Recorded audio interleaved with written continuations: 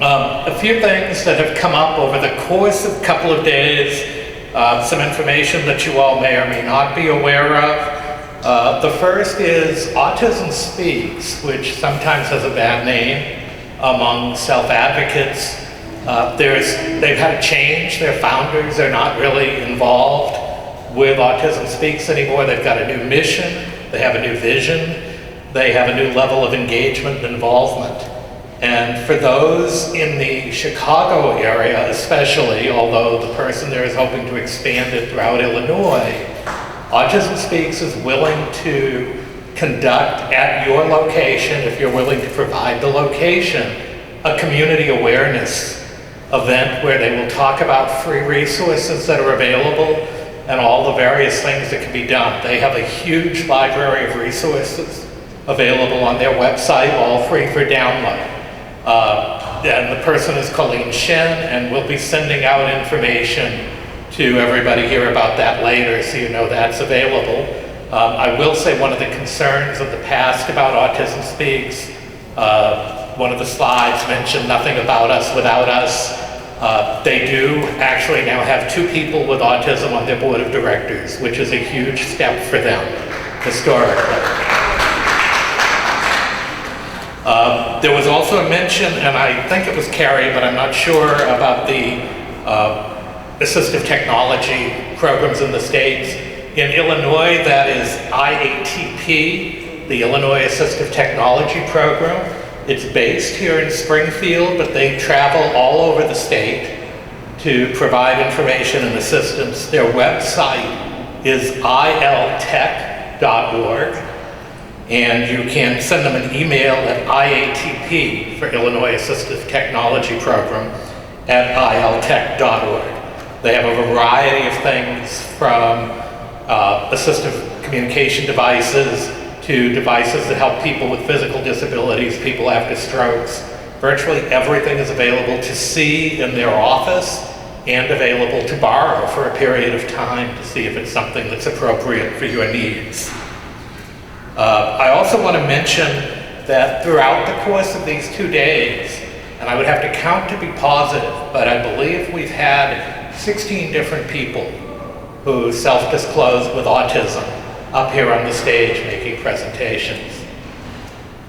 From those 16 people, you've seen a wide spectrum, a wide range of interests, abilities of all types. Fast communicators, slow communicators, very precise communicators, big picture communicators. In addition to those people, there are other people in the audience who are on the spectrum. And I say that not because anybody's disclosed anything, but because with the number of 1 in 68, which is really more like 1 in 38 when we look at the reality, there's bound to be other people here. Even with that, you have not seen the full spectrum of autism at either end, and certainly anything in the middle. So it's important to recognize the concept of a spectrum disorder in everything is really true. Every person on the spectrum is as unique as every person not on the spectrum. We've talked a lot about communication, and our bias is that communication is verbal. I have no visuals for anything I've been saying throughout this conference. We make an assumption, and the reality is that people who don't talk are not necessarily incapable of communicating. And certainly there are lots of people who talk who don't communicate very well. So talking is not equal to communication. And I think that's a key piece to take away as well. There are surveys on the table. We ask that you please be sure to complete those. Everybody who has been at the conference will be getting an email at some point afterwards, after Suzanne and Mary have a chance to relax and recover, that will have the contact information of all the presenters, so that you'll have the opportunity to email any one of the presenters if you have questions or any follow-up. So that will be happening. And I've got to read these strange notes to see if there's anything else. I don't believe there is. I'm going to turn it over to Suzanne for the official closing. Polly. Russ, do you know approximately how long it takes to get the videos up? I know it's usually short.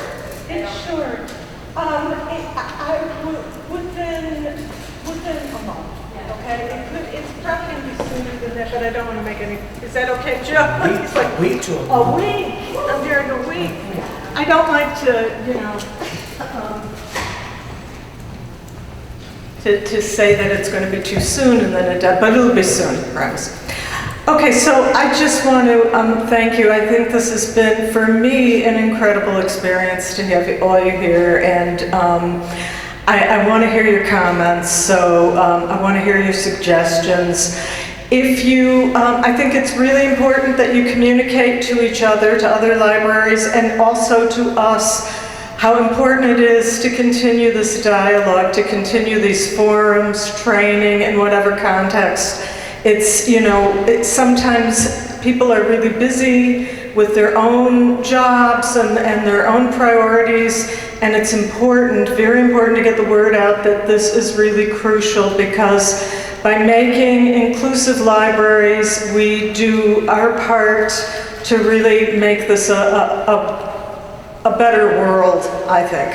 So please send your suggestions, your comments, what you've gotten out of this, what your needs are. We want to hear those stories, and we want to put them on the blog and share them with everybody, because we really need to grow this effort. So thank you so much. Have safe travels, and we hope to see you next year at this event.